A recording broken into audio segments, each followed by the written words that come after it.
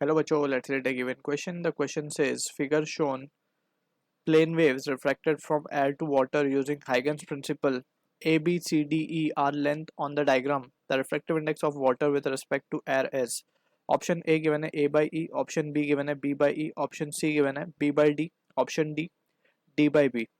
So इस question में we need to understand about the concept of using Huygens principle. We have to prove law of refraction. So law of there are basically two laws, तो हम इसको लिखेंगे laws of refraction using Huygens principle. Huygens principle. So Huygens principle के according he tossed an important term जिसको हम कहते हैं wave front. सो wave front के बारे में हमें पता होना चाहिए. वेव फ्रंट बेसिकली क्या होता है? वेव फ्रंट इज अगर हम कोई लाइट रेस कंसिडर करें, ठीक है ना, पैरेलल लाइट रेज हम कंसिडर करें. सो अगर हम एक इमेजिनरी क्रॉस सेक्शन ड्रॉ करें, तो ये जो क्रॉस सेक्शन है इस पे सारे जो रेज हैं परपेंडिकुलरली हमने ड्रॉ किया है ये क्रॉस सेक्शन को. सो ये क्रॉस सेक्शन कहलाएगा वेव फ्रंट. ठीक है. अब वेव फ्रंट जो है बेसिकली एक सेकेंडरी सोर्स ऑफ लाइट की तरह एक्ट करता है. अब यहाँ से वी कैन सी जो लाइट प्रोपोगेट करती है वो करती है in the form of wave front, यानी कि वेव फ्रंट जब प्रोपोगेट करता है तो लाइट वेव प्रोपोगेट करती है. तो that is what the principle that is been given by Huygens. अब वेव फ्रंट प्रोपोगेट करना है मीन्स हमें लाइट को ट्रैवलिंग करता हुआ दिखाना है. दैट मीन्स हमें ये बताना होगा कि वेव फ्रंट प्रोपोगेट कर रहा है आगे. जैसे जैसे वेव फ्रंट प्रोपोगेट करेगा आगे, that means light is travelling ahead. ठीक है. सो इसको हम साइमल्टेनियसली देखेंगे while discussing the question given. तो यहाँ पे लेट सपोज वी हैव, हमें लॉज ऑफ रिफ्रैक्शन प्रूव करना है. तो बेसिकली यहाँ पे हम मान लेते हैं let suppose we have a transparent medium. ठीक है, कुछ इस तरीके से ट्रांसपेरेंट मीडियम है. ऊपर एयर गिवन है, नीचे है वाटर. ऊपर हम मान लेते हैं वेलोसिटी होगी v1, नीचे हम मान लेते हैं वेलोसिटी होगी ऑफ लाइट v2. अब हमें पता है since air is optically rare compare to water, so we can say v1 will be greater than v2. ठीक है ना. अब रेयर मीडियम में स्पीड ज्यादा होती है लाइट की, तो v1 is greater than v2 हमने ये कंसिडर किया. Now we will consider two rays. एक रे ये मान ली हमने, दूसरी रे जो है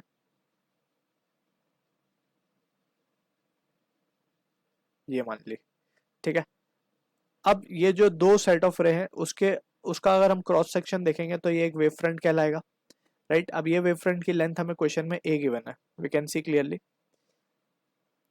ठीक है. इसको नाम कुछ दे सकते हैं हम. पहले हम बना लेते हैं फिर नाम दे देंगे इसको. ये है नॉर्मल, जो हम बनाते हैं नॉर्मली परपेंडिकुलर टू सरफेस, ये नॉर्मल है.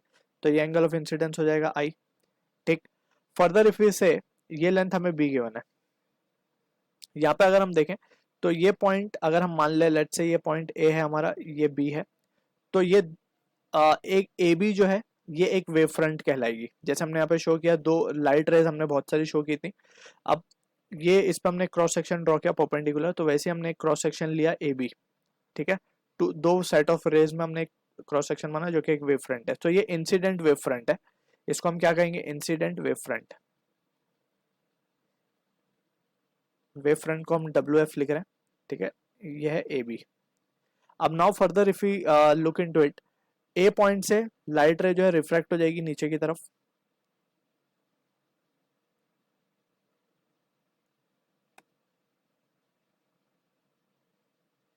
ठीक है.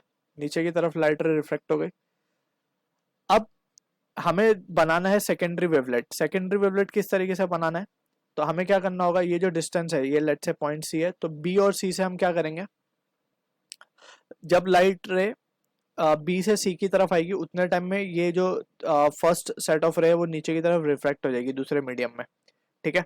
तो यहाँ पे बी जो है, बी को हम क्या लिख सकते हैं? It can be written as in time t it will be distance travelled will be v1 into t in air. ठीक है. अब डिस्टेंस ट्रेवल उतने ही टाइम में नीचे कितना हो जाएगा? v2 into T.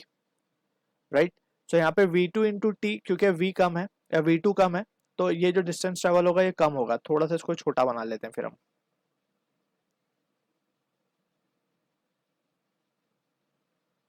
कुछ इस तरीके से. राइट. ये है हमारा v2t. ठीक है, और ये परपेंडिकुलर डिस्टेंस है, ये हमें पता ही है।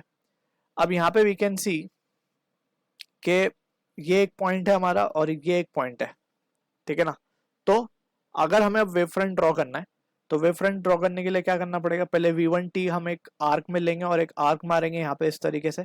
सेकेंडली v2t डिस्टेंस लेंगे और एक आर्क कट करेंगे इस तरीके से, और जब हम ये टेंजेंट बनाएंगे इस आर्क पे, so this will be called as a secondary wave front, right, या फिर न्यू वेव फ्रंट इसे हम कह सकते हैं। तो इस पॉइंट को हम नाम दे देते हैं डी। तो यहाँ पे जो सी डी है हमारे पास, ये एक नया वेव फ्रंट मिला है, इसे हम कहेंगे रिफ्रैक्टेड वेव फ्रंट, ठीक है। Now on further simplification we can see, अब थोड़ी सी ज्योमेट्री यूज कर लेते हैं हम यहाँ पे। वी कैन सी क्लियरली ये एंगल आई है, सो ये वाला जो एंगल होगा हमारा, this angle will B 90 minus I, because ये पूरा एंगल 90 डिग्री है, तो ये 90 माइनस आई, तो this angle will be i. अब सिमिलरली ये एंगल है हमारा आर, तो ये 90 माइनस आर होगा, एंड दिस इज 90, सो ये हो जाएगा आर अगेन, ठीक है, ये हो जाएगा 90 माइनस ऑफ आर, यहाँ लिख रहे हम, तो ये एंगल हो जाएगा आर। अब नाउ फ्रॉम द सिचुएशन, अब हम देख सकते हैं अगर हम ये दो ट्राइंगल को कंसिडर करें, एक ट्राइंगल है हमारा ए बी सी, कुछ इस तरीके से, ये 90 डिग्री है, बी ए बी सी, और एक ट्राइंगल हम ले रहे हैं A D C, right. So A D C को अगर हम बना लें यहाँ पे, तो we can see A D को इस तरफ बना लेंगे हम,